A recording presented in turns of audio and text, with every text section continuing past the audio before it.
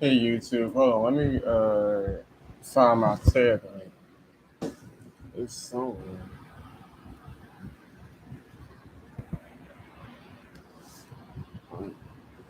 Yeah, all this stuff out the window. Where did I do with my tab? It's somewhere.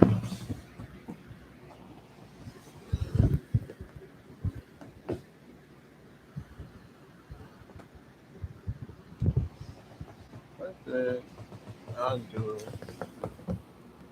with my tab? Hold on, y'all.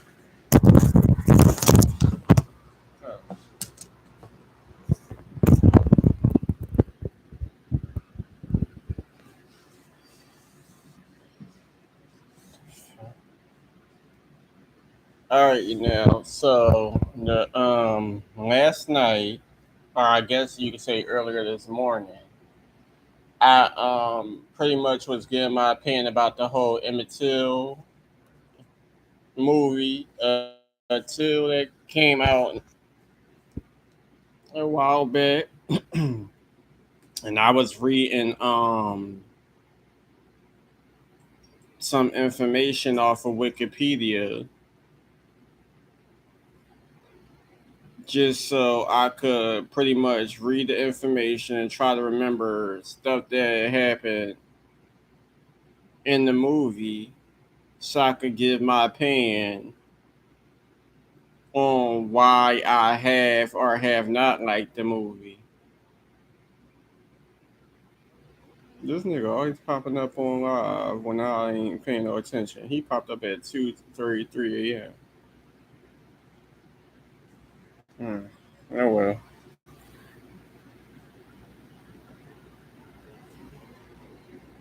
I was too busy watching somebody else. He should have popped up on Super Live. No, nobody care about no Coco. Anyway, so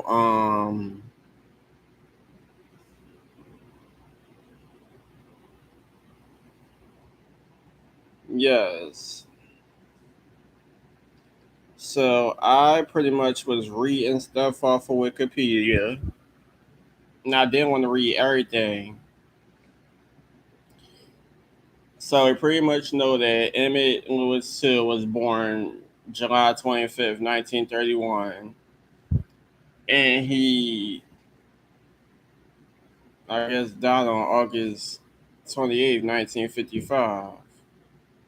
And for those who don't know who he is, who decides to watch my channel, he was an African American boy who was abducted, tortured, and lynched in Mississippi in 1955 at the age of 14 after being accused of offending a white woman, Carolyn Bryant, in her family's grocery store.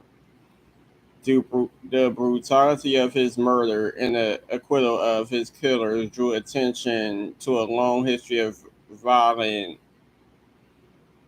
persecution of African Americans in the United States till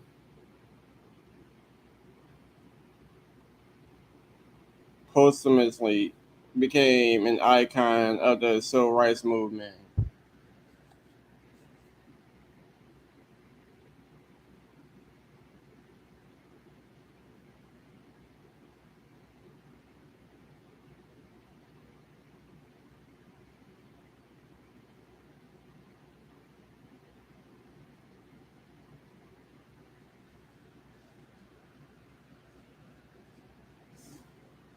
So, hold on.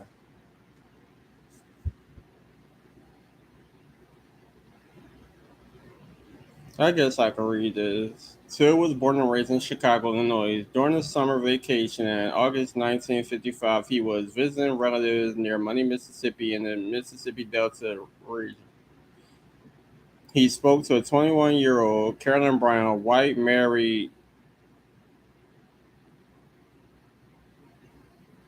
proprietor. I hope I said that right.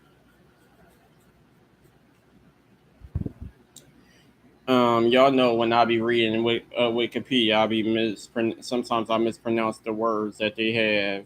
Anyway, of a small grocery store there. Although what happened at the store is a matter of dispute, no one knows what actually happened, I guess.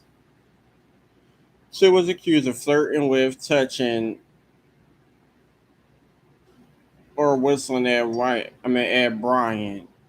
Well, he is accused of all three. He is accused of flirting, he is accused of touching, and accused of whistling. Till's altercation with Brian perhaps unwittingly violated the unwritten code of behavior for black male interacting with a white female in the Jim Crow era South.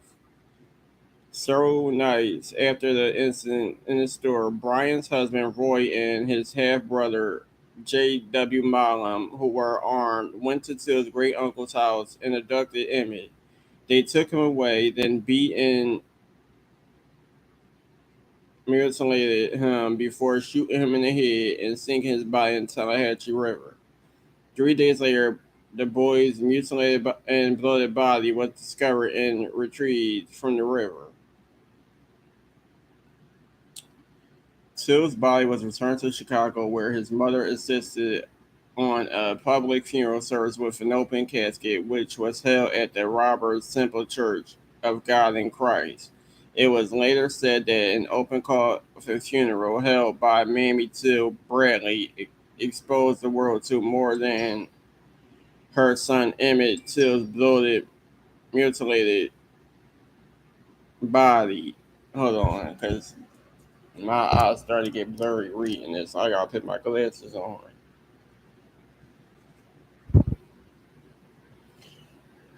Her decision focused attention on not only American racism and its barbarism of lynching, but also the limitations and vulnerabilities of American democracy. Tens of thousands attended his funeral or viewing his open casket, and images of the mutilated body were published in black-oriented magazines and newspapers, rallying popular black support and white sympathy across the American intense scrutiny was brought to bear on the lack of black civil rights in Mississippi, with newspapers around the U.S. critical of the state.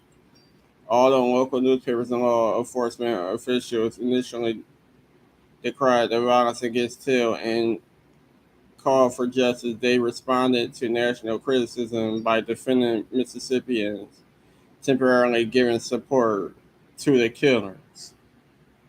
So pretty much what happened was a lot of people in Mississippi and a lot of people were defending the fact that they were defending the fact that Emmett was killed, and they believed that he should have been killed for what he did or what he was accused of doing, which was flirting with, touching, and whistling at Carolyn Bryant. And like they said, no one knows exactly what happened because the stories they've gotten of what happened in the store is all mixed up. One person say one thing, another person say another thing. One person say some things happen, another person say none of the things happen. So I guess we will never know what actually happened in that store. In September 1955, an all-white jury found Bryant and Mallam not guilty of Till's murder. Protected against double jeopardy, the two men publicly admitted to in a 1956 interview with Look magazine that they had tortured and murdered the boys, selling the story of how they did it for 14,000, equivalent to 43,000 in 2022. Till's murder has been the catalyst for the next phase of the civil rights movement. December 1955, a Montgomery bus boycott began in Alabama and lasted more than a year, resulting eventually in a U.S. Supreme Court ruling that segregated buses are unconstitutional. According to historians, events surrounding Till's life and death continue to resonate. An Emmett Till Memorial Commission was established in the early 21st century. The Sumner County Courthouse was restored and includes the Emmett Till Interpretive Center. 51 sites in the Mississippi Delta are memorialized as associated with Till. The Emmett Till Anti-Lynching Act, an American law which makes lynching a federal hate crime, was signed into law on March 29th, 2022 by President Joe Biden. So that's pretty much most of the story of what happened to Emmett Till and the results of what happened. Please excuse my glasses.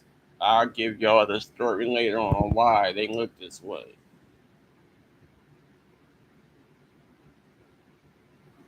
So I did not want to read the whole Wikipedia page, every nook and cranny of what was of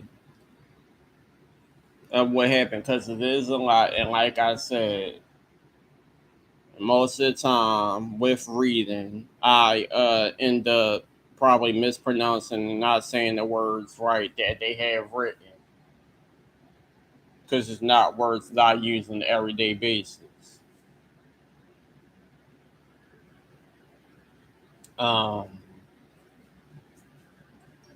so like I was saying the other day, I feel like when it comes to the movie Till and the series that had taken place sometime before they decided to release the movie, I feel like it was no point because the series pretty much told the story from beginning to end. They told the good, the bad, and the ugly of it, if there was any good, so you may say.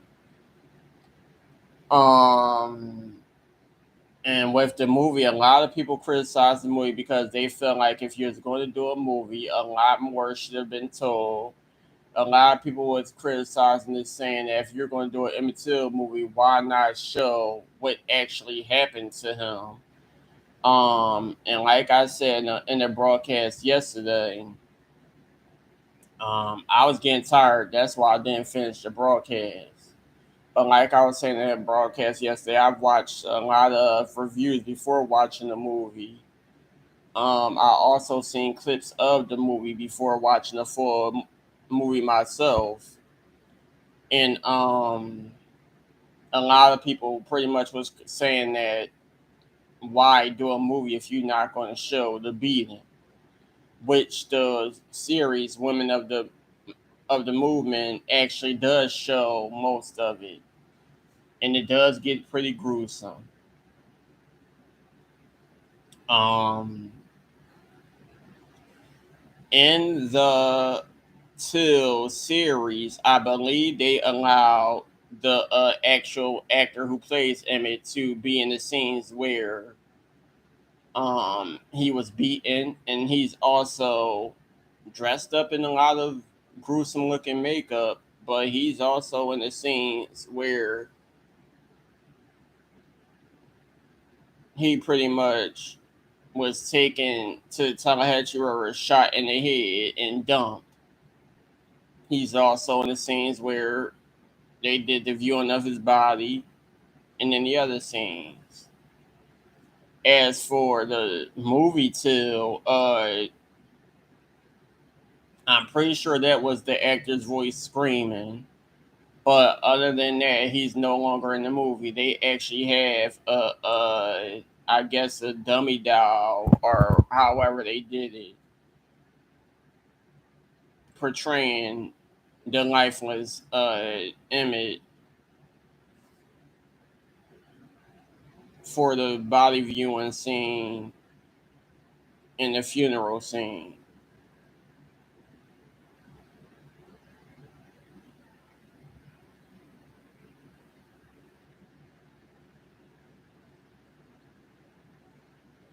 I guess there's some information. Like I said, I don't want to read too much. 'Cause I'm pretty sure a lot of people already know the story, and a lot of y'all know the story before what have happened, and the story after what had happened. Because he was born in 1941 in Chicago. He is the son of Mamie Carthen. Carthen, I believe that was her name. She was from 1921 to 2003, and his father was Louis Till, 1922 to 1945, and his mother Mamie was born in a small Delta town of Webb, Mississippi. The Delta region encompasses a large multi county area of northwestern Mississippi in the watershed of the Yazoo and Mississippi rivers. When Carthen was 2 years old, her family moved to Argo, Illinois, near Chicago, as part of the Great Migration. Rural black, please excuse me, families out of the South to the North to escape violence, lack of opportunity, and unequal treatment under the law. Argo received so many Southern migrants that it was named Little Mississippi. Carthen's mother home was often used by other recent migrants as a way station while they were trying to find jobs and housing. This is a lot. Mississippi was the poorest state in the U.S. in the 1950s, and the Delta counties were some of the poorest in Mississippi. Mamie Cawthorn was born in Tallahatchie County, where the average income per white household in 1949 was $690, which was equivalent to $8,500 in 2022. For black families, the figure was $460, which was in 2022 equivalent equivalent equivalent to $5,700. In the rural area, I hope I said that right. Economic opportunities for blacks were almost non-existent. They were mostly sharecroppers who lived on land owned by whites. Blacks had essentially began disenfranchised and excluded. Oh, it says black had essentially been disenfranchised and excluded from voting in the political system since 1890, when the white dominated le- legislature passed a new constitution that raised barriers to voter registration. Whites had also passed ordinances establishing racial segregation and Jim Crow laws. Mamie largely raised Emmett with her mother. She and Lucille separated in 1952. Excuse me, 1942, after she discovered that he had been unfaithful. Lewis later sought her, choking her to unconsciousness, to which she responded by throwing scalding water at him. For violating court orders to stay away from Mamie, Lewis too was forced by a judge in 1943 to choose between jail and enlisting in the U.S. Army. In 1945, a few weeks before his son's 4th birthday, he was court murder and excluded in Italy for the murder of an Italian woman and the rape of two others.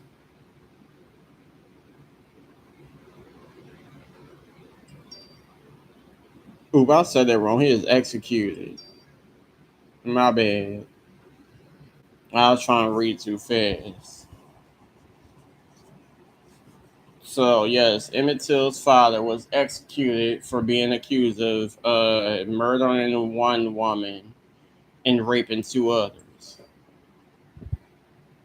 and that pretty much in Emmett Till's case, they were saying that maybe because his uh-oh.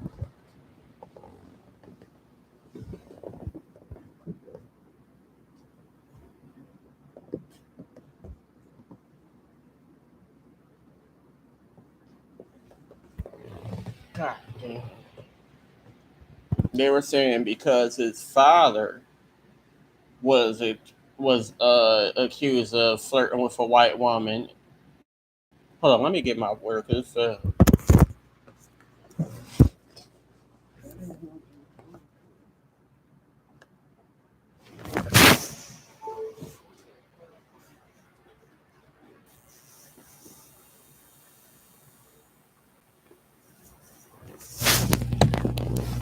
hold on.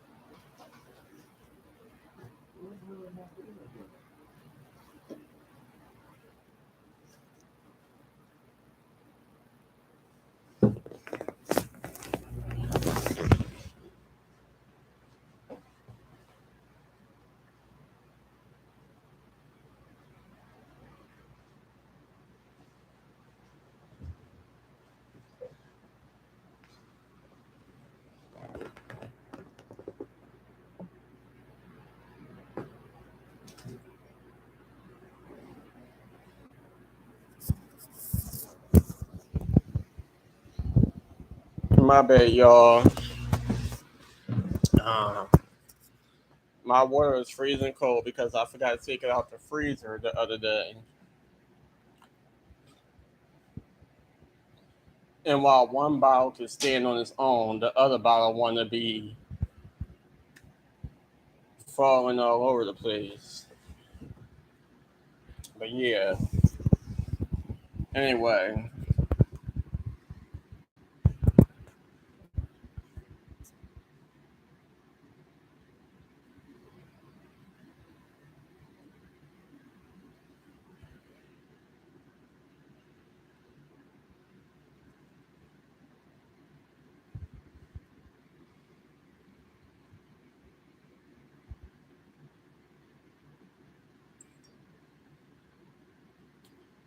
Mimi largely raised Emmett with her mother. She and Lucy. Okay, I already read all that.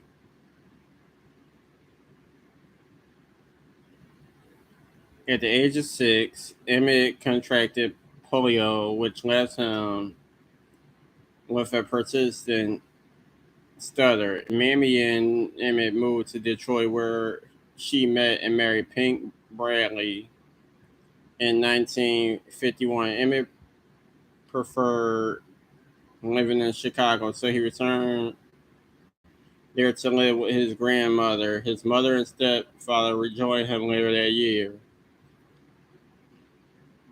After the marriage dissolved in 1952, Pink Bradley returned alone to Detroit.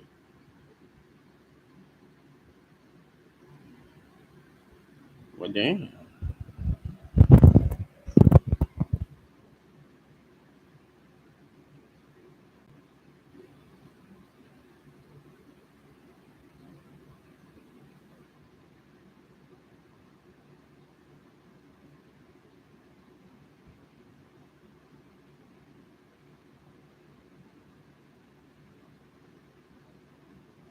Mamie Till, Bradley, and Emmett lived together in the busy neighborhood of Chicago's South Side near distant relatives.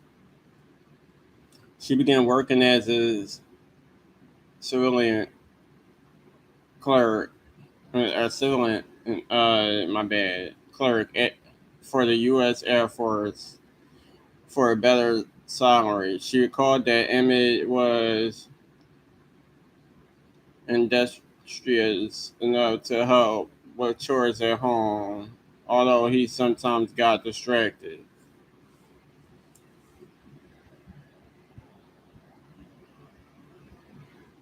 His mother remembered that he did not know his own limitations at times. Following the couple's separation, Bradley visited Mamie and began threatening her. Oh wow! At 11 years old, Emmett, with a butcher knife in hand, told Bradley he would kill him if the man did not leave. Usually, however, Emmett was happy. He and his cousins and friends pulled pranks on each other. Emmett once took advantage of an extended car ride when his friend fell asleep and placed the friend's underwear on his head. So they also spent their free time and pick up baseball games. He was a smart dresser and was often the center of attention among his peers.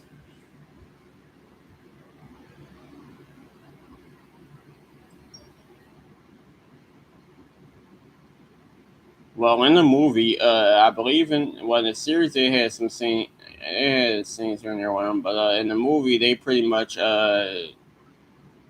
show him dressing very well.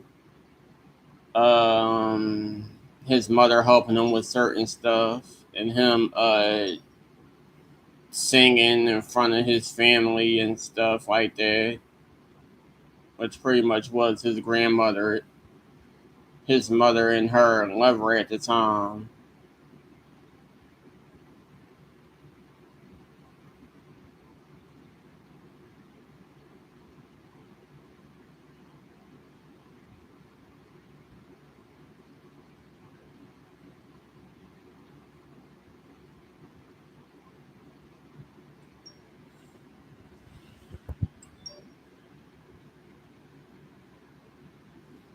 In 1955, Mamie to Bradley's uncle, 64-year-old Mose Wright, visited her in Emmett, Chicago during the summer and told Emmett stories about living in the Mississippi Delta.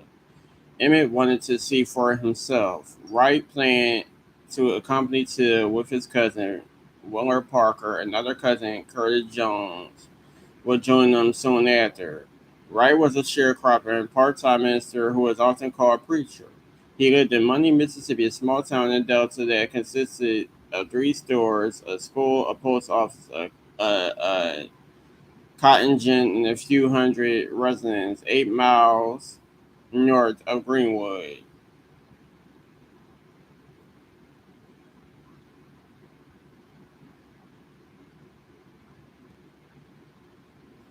Before Emmett departed for the Delta, his mother cautioned him that Chicago and Mississippi are two different worlds, and he should know how to behave in front of whites in the South.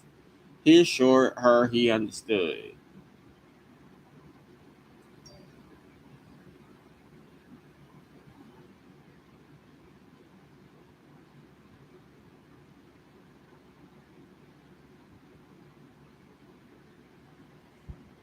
Now, there's some other stuff that says here. I just don't care to read it because, like I said, I'm not about to read the whole Wikipedia page. I'm just reading information on what had taken place.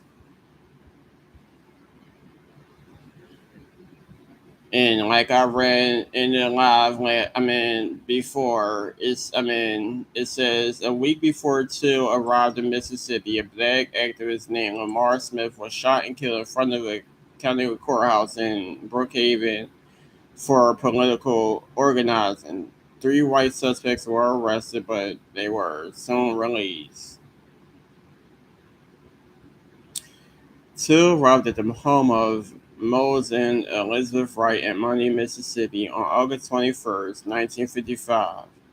On the evening of August 24th, Till and several young relatives and neighbors were driven by his cousin Maurice Wright to Bryan's grocery and meat market to buy candy. Till's companions were children of sharecroppers and had been picking cotton all day. The market mostly served the local sharecroppers population and was owned by a white couple, 24-year-old Roy Bryant and his 21-year-old wife Carolyn. Carolyn was alone in the front of the store that day. Her sister-in-law Juanita Milam was in the rear of the store watching children. A number of other local youths were playing or watching checkers game on a board that Bryant had set up outside the store. The facts of what took place in the store are still disputed. Journalist William Bradford Huey reported that Till showed the youths outside the store a photograph of a white girl in his wallet and bragged that she was his girlfriend. Till's cousin, Curtis Jones, said that the photograph was of an integrated class at a school Till attended in Chicago. According to Huey and Jones, one or more of the local boys then dared Till to speak to Bryant. However, in his 2009 book, Till cousin Simeon Wright, who was present, disputed the accounts of Huey and Jones. According to Wright, Till did not have a photo of a white girl, and no one dared him to flirt with Bryant. Speaking in 2015, Wright said, "We didn't dare him to go to the store. The white folks said that. They said that he had pictures of his white girlfriend. There were no pictures. They never talked to me. They never interviewed me." The FBI report completed in 2006 notes Kurt Jones recanted his 1955 statements prior to his death and apologized to Mamie Till.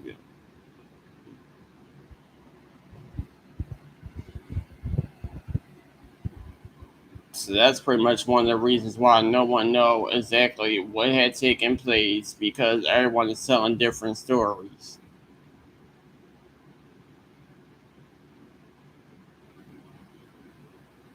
According to Simeon Wright and Willard Parker, Till wolf whistled at Bryant. I did see an interview where Willard Parker said that he wolf whistled.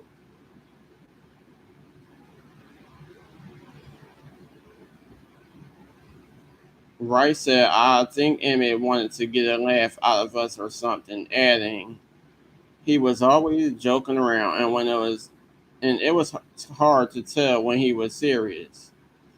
Wright stated that following the whistle, he became immediately alarmed, which that shows in the movie because he whistled at her, and then after a while, everybody just staring at him like, "What the hell did he just do?" He just looking around up until they realized that Carolyn Bryant was going to go get a gun, and then they pretty much escaped. "Well, it scared us half to death," Wright recalled. We were almost in shock. We couldn't get out of there fast enough because we had never heard of anything like that before. A black boy whistling at a white woman in Mississippi? No. Wright said the Ku Klux Klan and Night Riders were part of our daily lives.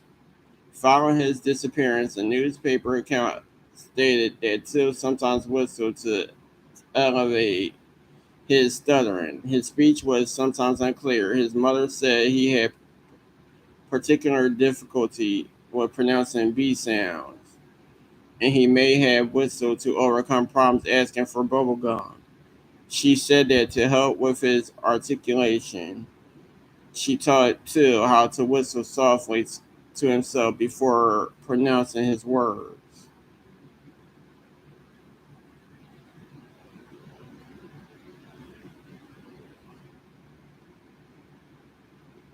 Here it goes, which is known now as a lie.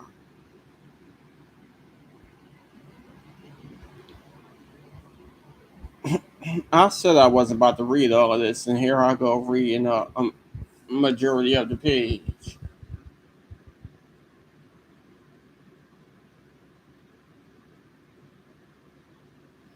During the murder trial, Brian testified that Till grabbed her hand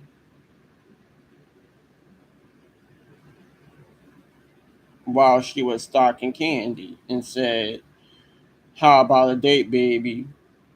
She said that after she freed herself from his grasp, uh, the young man followed her to the cash register, grabbed her wrist, and said, "What's the matter, baby? Can't you take it?"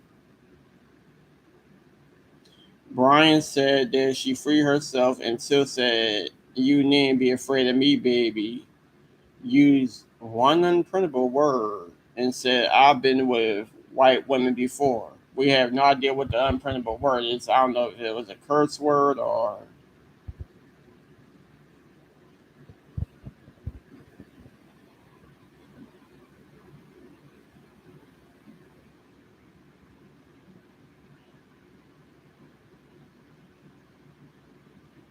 Brian also alleged that one of Till's companions came into the store, grabbed him by the arm, and ordered him to leave. We also see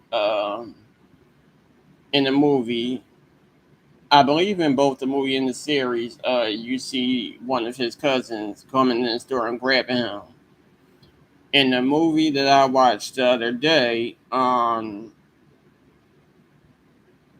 he was grabbed out the store. Like I said, he went in the store because I believe a cousin or somebody or someone accompanied with him went in the store. Still just out there waiting. He eventually goes in the store looking around to find some candy. I don't know if it was bubble gum or M&Ms, or he grabbed something. And as he is going to, I guess, pay for it, he was pretty much staring at Carolyn.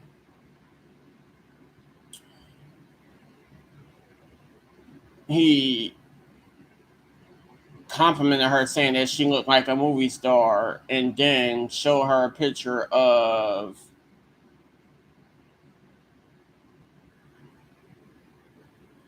a white woman that was in his wallet. And you in the movie you actually see the picture way before he got to the store.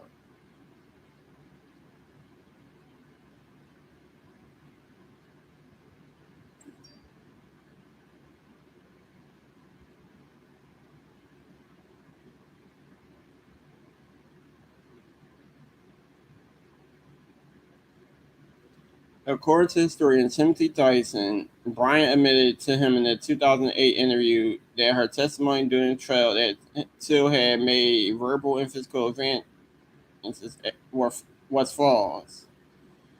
Bryant had testified Till grabbed her waist and other obscenities, but later told Tyson that part's not true.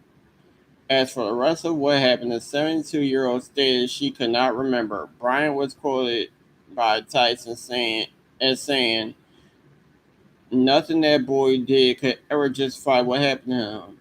However, the tape recordings that Tyson made of the interviews with Bryant did not contain Bryant saying this. In addition, Bryant's daughter-in-law, who was present during Tyson's interview, says that Bryant never said it. So we have no idea if what happened between Carolyn Bryant and Timothy Tyson.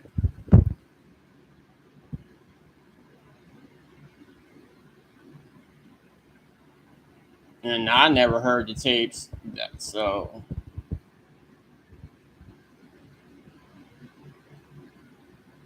decades later, Simeon Wright also challenged the account given by Carolyn Bryant at the trial. Wright claims he entered the store less than a minute after Till was left inside alone with Bryant, and he saw no inappropriate behavior and heard no luxurious conversation. Wright said Till paid for his items and we left the store together.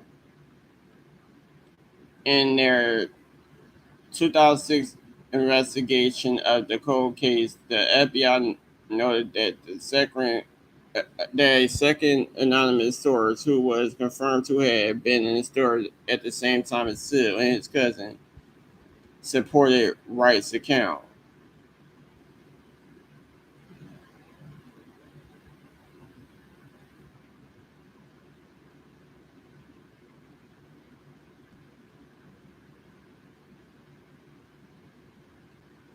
Author DeVary Devery, I don't know.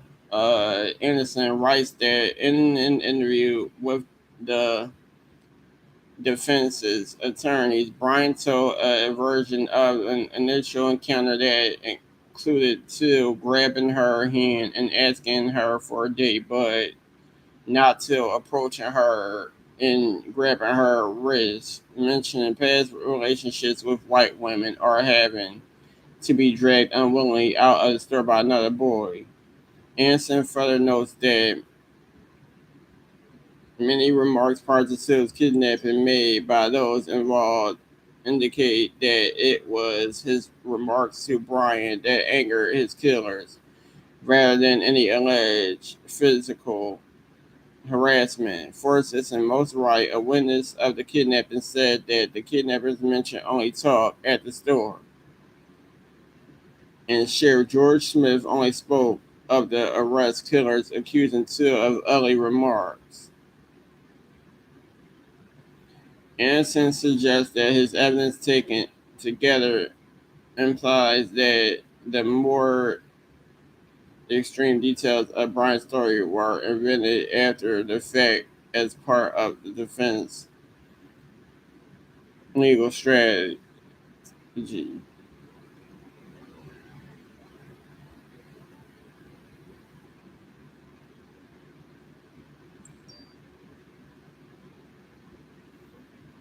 After Wright and Till left the store, Brian went outside to retrieve a pistol from underneath the seat of the car. Till and his companion saw her do this and left immediately. It was acknowledged that Till whistled while Brian was going to her car. However, one witness, Roosevelt Crawford, maintained that Till's whistle was directed not at Brian but at the checkers game that was taking place outside the store.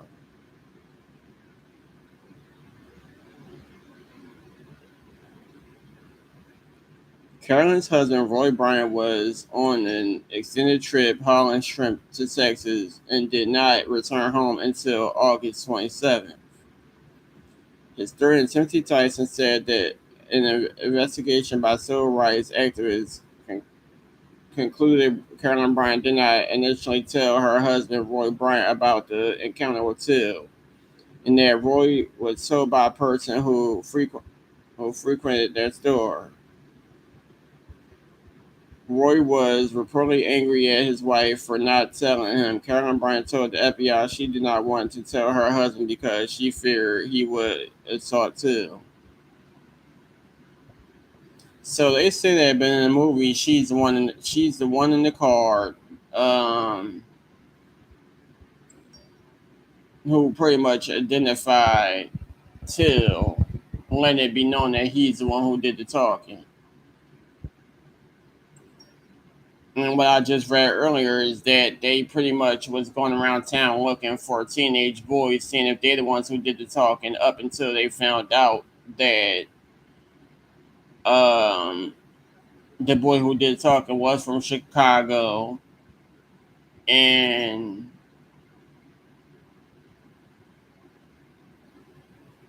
was at the preacher house.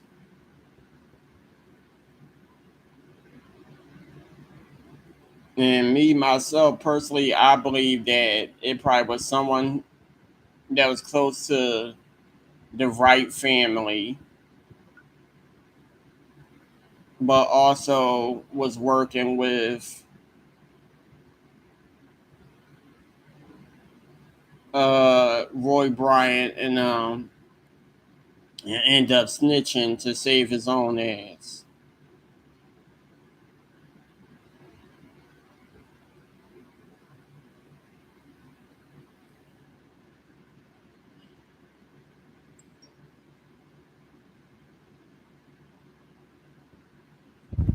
So that's pretty much how I mean what I believe happened.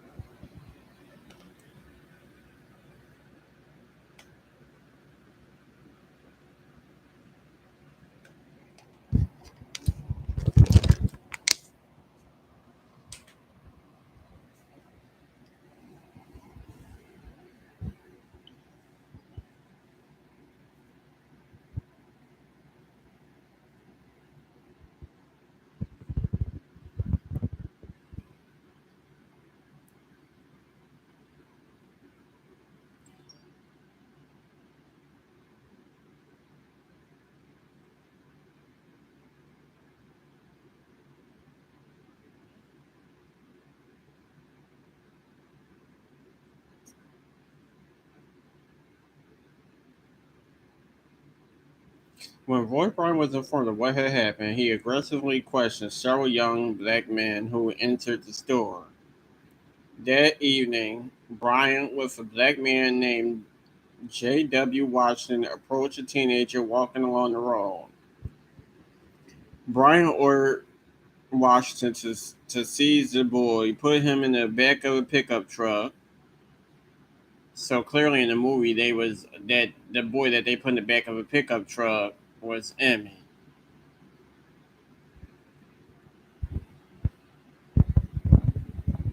After kidnapping him from Mo's Wright house, they put him in the back of a pickup truck. Carolyn was sitting in the passenger seat.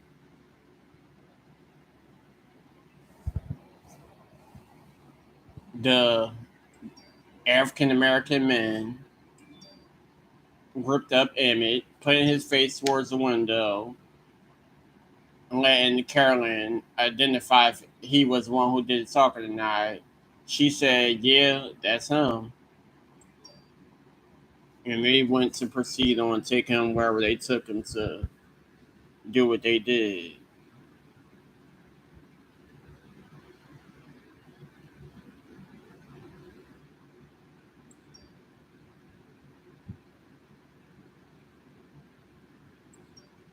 So back to what I was saying. Brian Orr Washington sees the boy, put him in the back of a pickup truck, and took him to be identified by a companion of Carolyn's who had witnessed the episode with Till. I don't think it was a companion. And like I said in the movie, Carolyn was the one who identified Till was the one who did the talking.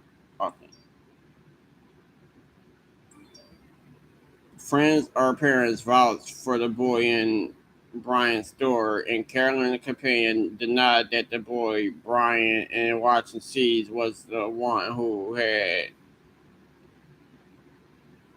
a cult of her. Somehow, Brian learned that the boy.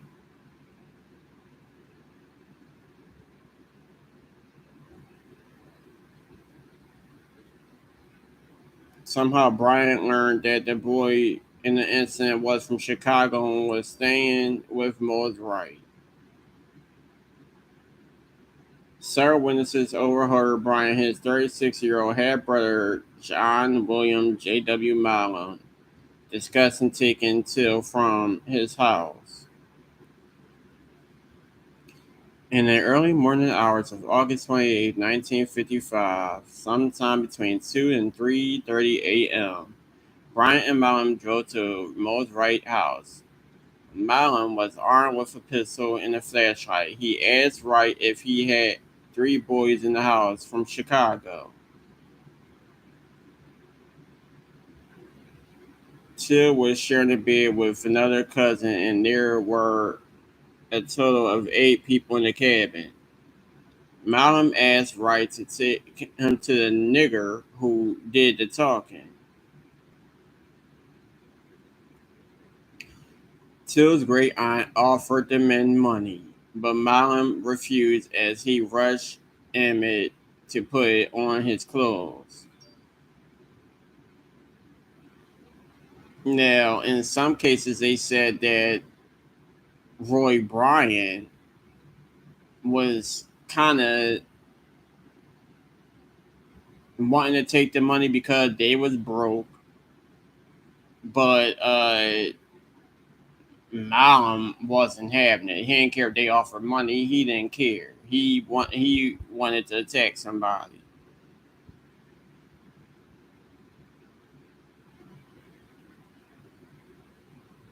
He pretty much was the whole instigator.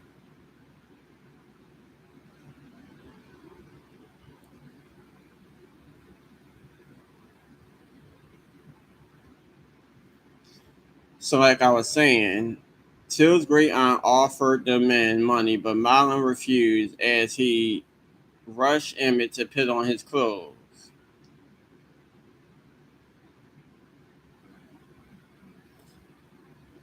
In the movie, you see the scene where they threw the clothes at him, and as Emmett was putting on his socks, they were pretty much rushing him to put his shoes on. He claimed that he don't never wear socks without his shoes, or shoes without socks, or whatever the case may be, and they pretty much was rushing him aggressively.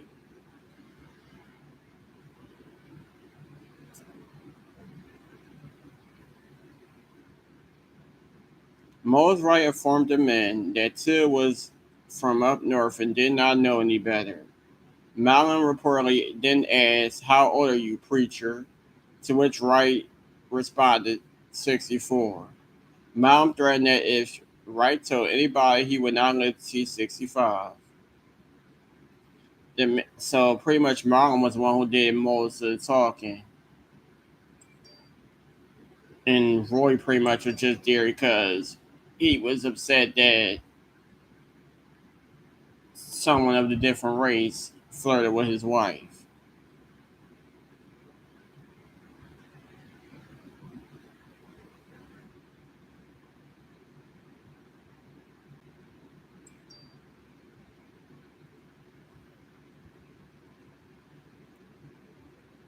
The men marched Till out to the truck. Wright said he heard them ask someone in the car if this was the boy, and heard someone say yes. When asked if the voice was that of a man or a woman, Wright said it seemed like it was a louder voice than the man.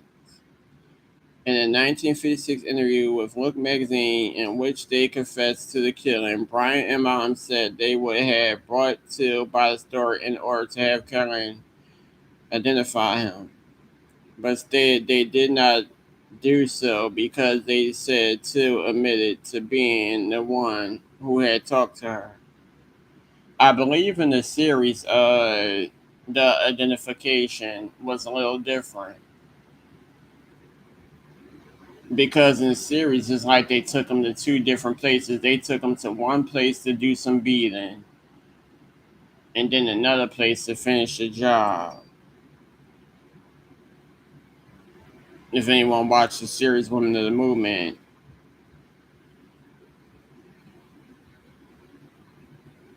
they tied up Till in the back of a green pickup truck and drove toward Money, Mississippi. According to some witnesses, they took Till back to Brian's groceries and recruited two black men. The men then drove to a barn and drilled. They pistol whipped him on the way and reportedly knocked him unconscious. Willie Reed, who was 18 years old at the time, saw the truck passing by. Reed recalled seeing two white men in the front seat and two black males in the back. Some had speculated that the two black men worked for Malum and were forced to help with the beating, although they later denied being present.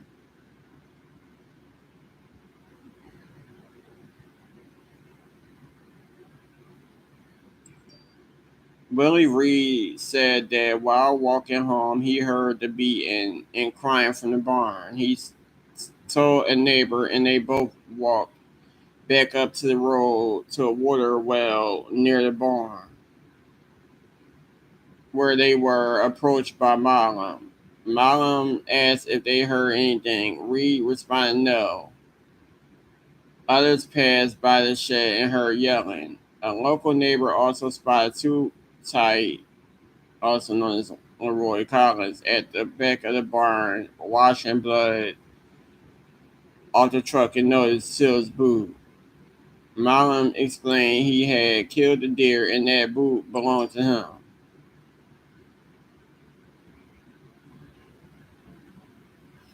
So as you can tell, Malam was the one who did most of the talking, and Malam was the one who really wanted to do the attacking.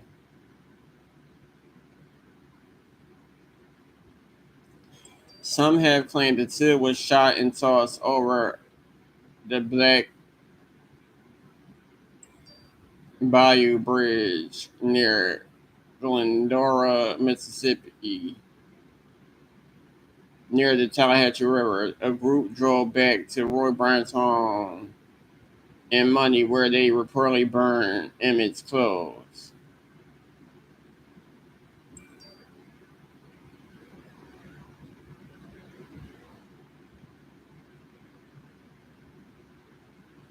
In an interview with William Bradford Huey that was published in Look magazine in 1956, Brian and Mom said that they intended to beat Till and throw him off an embankment into the river to frighten him. They told Huey that while they were beating Till, he called them bastards, declared he was as good as they, and said that he had sexual encounters with white women. They put Till in the back of their truck and drove to a cotton gin to take a 70-pound fan. The only time they admitted to being worried, thinking that by the time the early daylight they would be spotted and accused of stealing, and drove for several miles along the river looking for a place to dispose of Till. They shot him by the river and weighed his body with the fan.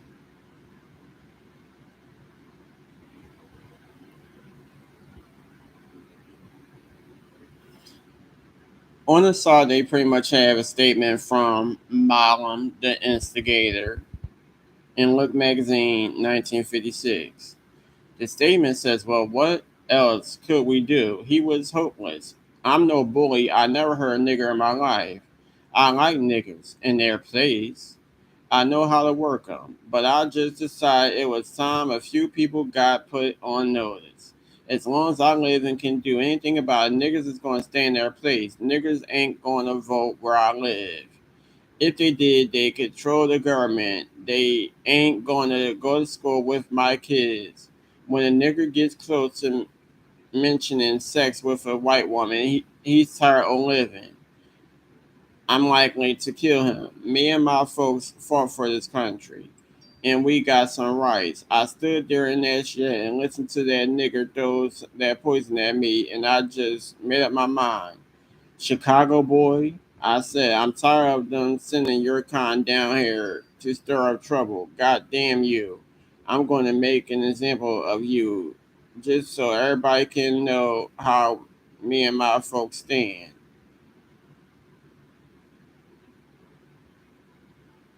And please excuse me for using the N word, but just because they feel like they have freedom of speech. I guess I had the freedom of speech of saying what was said and also reading what was done.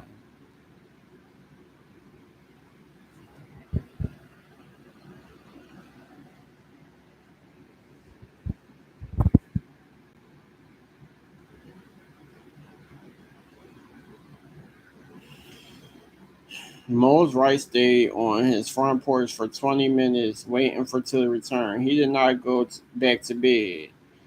He and another man went to Money, got gasoline, and drove around trying to find Till. Unsuccessful, they returned home by 8 a.m. After hearing from Wright that he would not call the police because he feared for his life, Kurt Jones placed a call to a LaFleur County sheriff and another to his mother in Chicago. Destroyed, she called Emmett's mother, Mamie Till Bradley. Wright and his wife Elizabeth drove to Sumner, where Elizabeth's brother contacted the sheriff.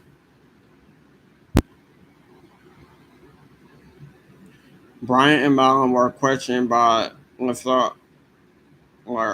County Sheriff George Smith. They admitted they had taken the boy from his great uncle's yard, but claimed they had released him the same night in front of Bryant's door. Bryant and Malin were arrested for kidnapping. Word got out that Till was missing, and soon Medgar Evers, Mississippi State Field Secretary for the pretty much the NAACP, National Association for the Advancement of Color People, and M.Z. Moore, head of the NAACP's Boulevard County chapter, or Boulevard. Oh, anyway, became involved. They disguised themselves as cotton pickers and went to the cotton fields to search of any information that might help find Till.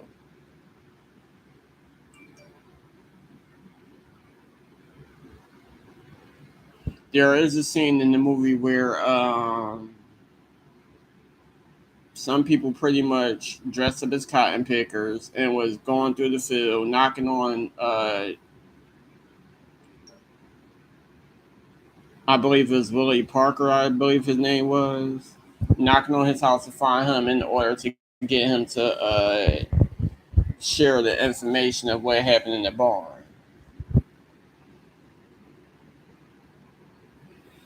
3 days after his abduction and murder, Till's stolen and disfigured body was found by two boys who were fishing in the Tallahatchie River. His head was very badly mutilated, and he had been shot above the right ear, and eye was dislo- dislodged from the socket. Ugh. There was evidence that he had been beaten on the back and the hips, and his body weighted by a fan blade, which was fastened around his neck with barbed wire. He was nude, but wearing a silver ring with the initials LC in May 25th, 1943, carved in it. His face was unrecognizable due to trauma and having been submerged in water. Mose Wright was called to the river to identify Till. The silver ring that Till was wearing was removed, returned to Wright, and next passed on to the district attorney as evidence.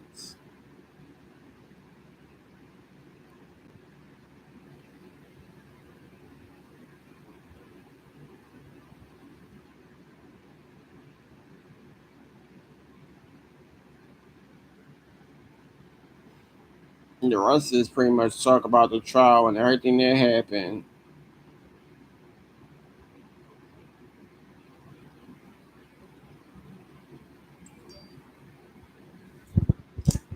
It talks about what happened at the trial. It ends up talking about how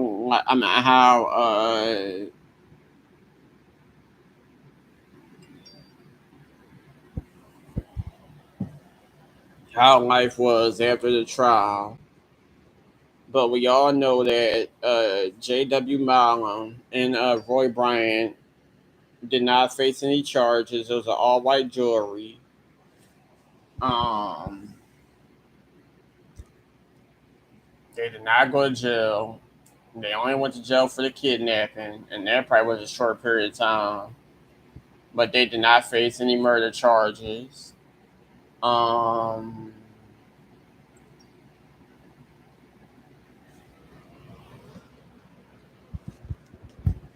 but life pretty much was sour for them.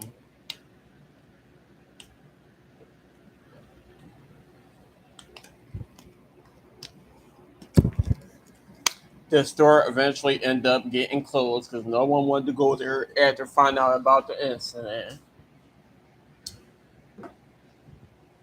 and no one wanted to be around them or work. I mean, or work with them, for them, or allow them to work with or for, due to them being involved in Emmett Till's murder.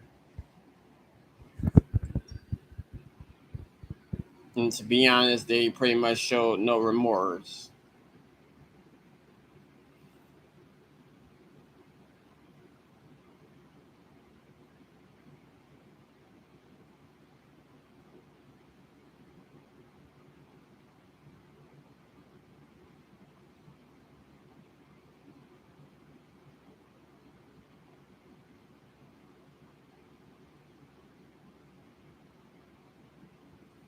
They pretty much were they pretty much was treating Emmett Till as if he is a grown man, saying he had hair on his body. Um,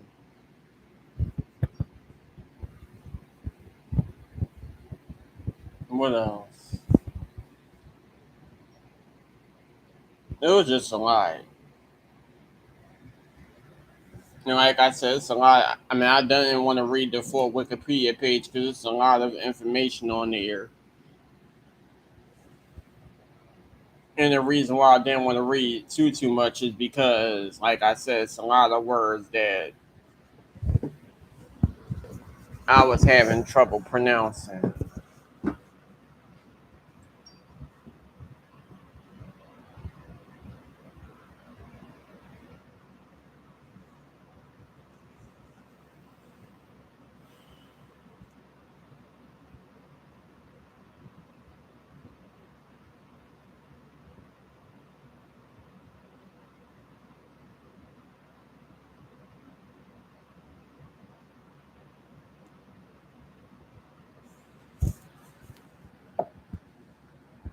I guess this is some news that can be read in this video.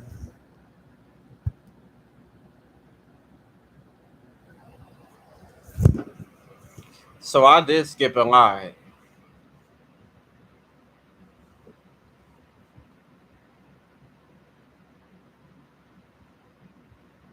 I did skip a lot.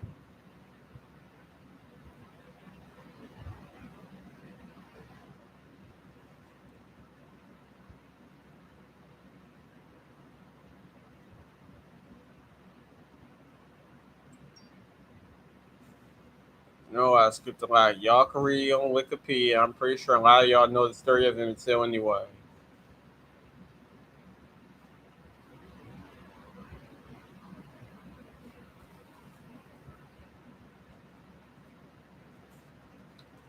So now I'm reading later events. Till's murder increased fears in the black local community that they would be subjected to violence and the law would not protect them.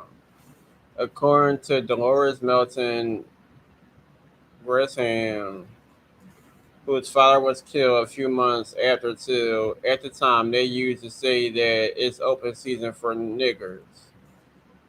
Kill them and get away with it. After Bryant and Malum admitted to Huey that they had killed Till, the support base of the two men eroded in Mississippi.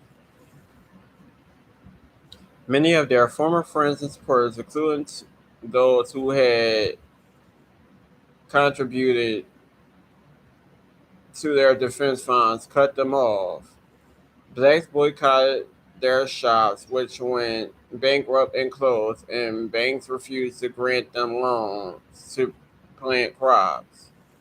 After struggling to secure a loan to find someone, after struggling to secure a loan and find someone who will rent to them, Malum managed to secure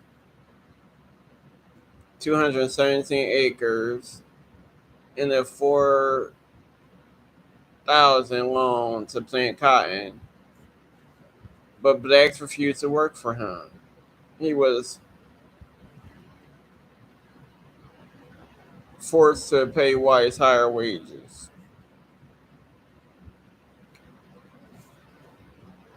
Eventually, Malcolm and Brian relocated to Texas, but their infamy followed them. They continued to generate enormous. Let's see. Uh,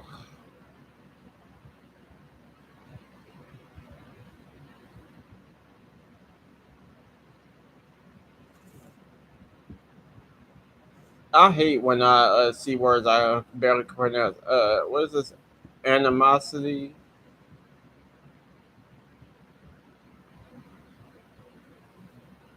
Yeah, I believe that's how you pronounce it from locals. Anyway, I do apologize if y'all see me and hear me struggling to pronounce words. Like I said, these is words popping up that I don't use on an everyday basis. So yes, I do struggle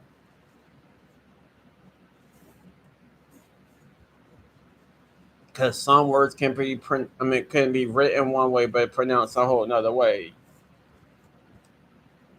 That's why we try to pronounce them to see what sounds right. Anyway, in 1961, while in Texas, when Bryant recognized the license plate of the Tallahatchie County resident, he called out a greeting and identified himself. The resident, upon hearing the name, drove away without speaking to Bryant. After several years, they returned to Mississippi. Milam found work as a heavy equipment operator, but ill health forced him into retirement. Over the years, Milam was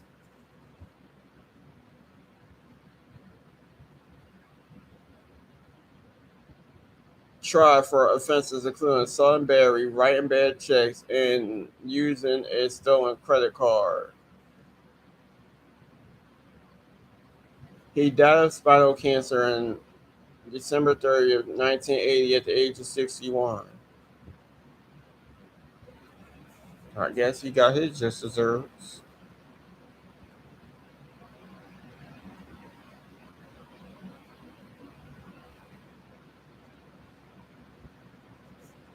Brian worked as a welder while in Texas until increasing blindness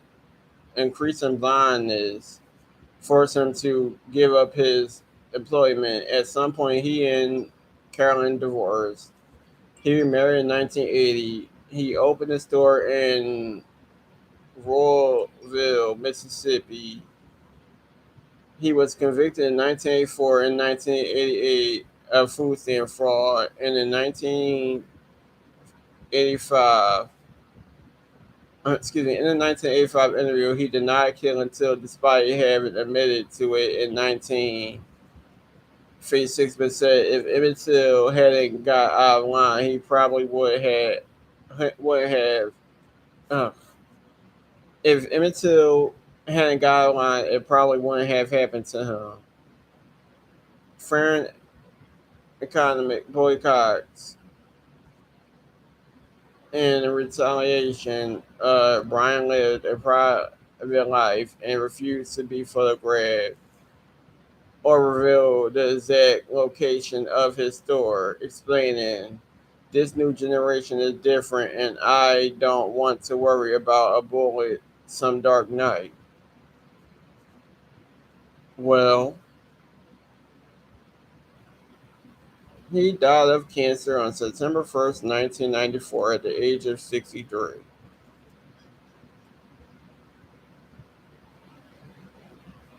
So yes, Malam died at December 30th, 1980, at the age of 61. And Brian died September 1st, 1994, at the age of 63.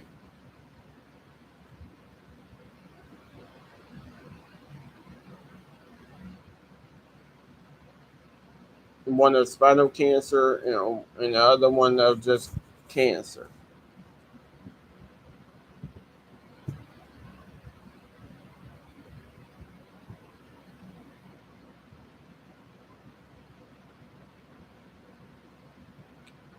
Till's mother, Mary Jean Mobley, became a teacher and changed her surname to Till Mobley.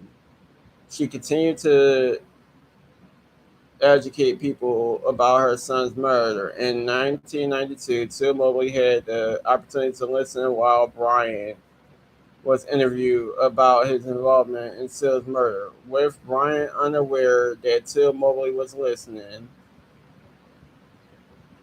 he asserted that Till had ruined his life, expressed no remorse, and said Emmett Till was dead. I don't know why he can't just stay dead.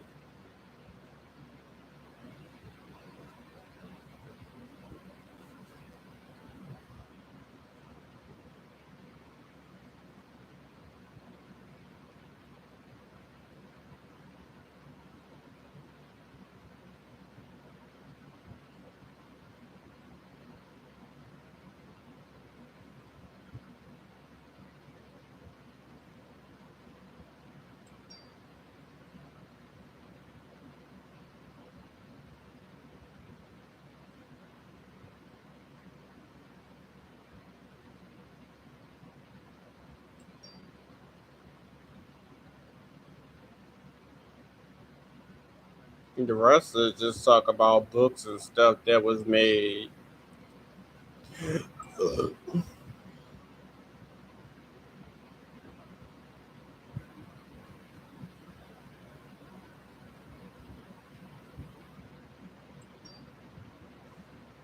More identification that the body was of Emmett Till.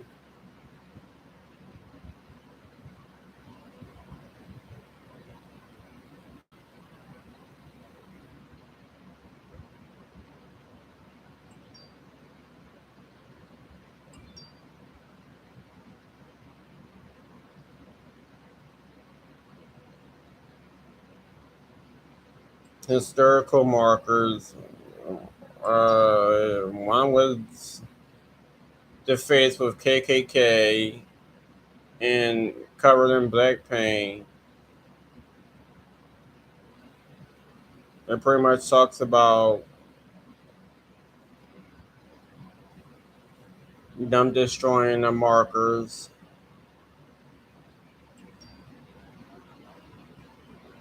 They talk about the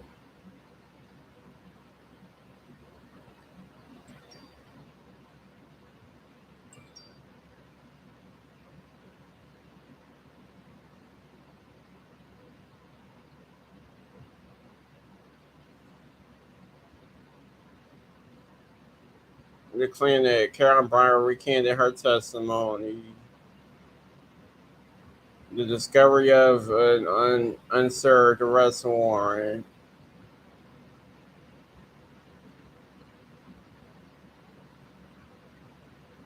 So, this is new information to me.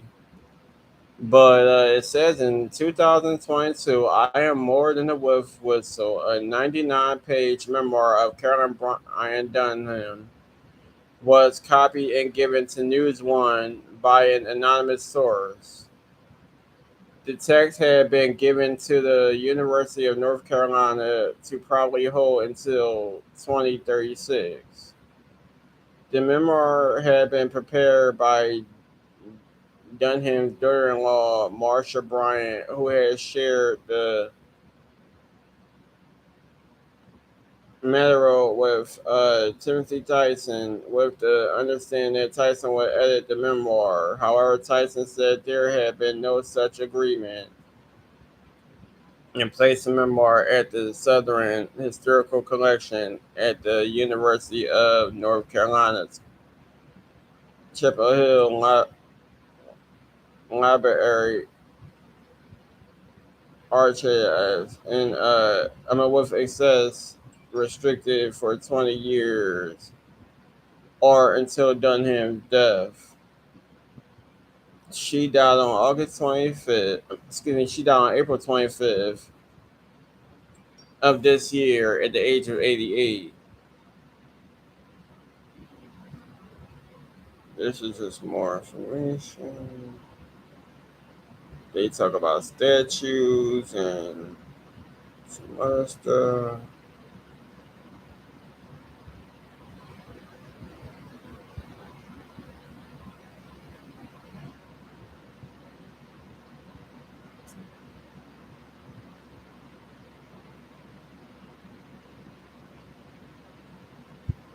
Documentaries, books. Um,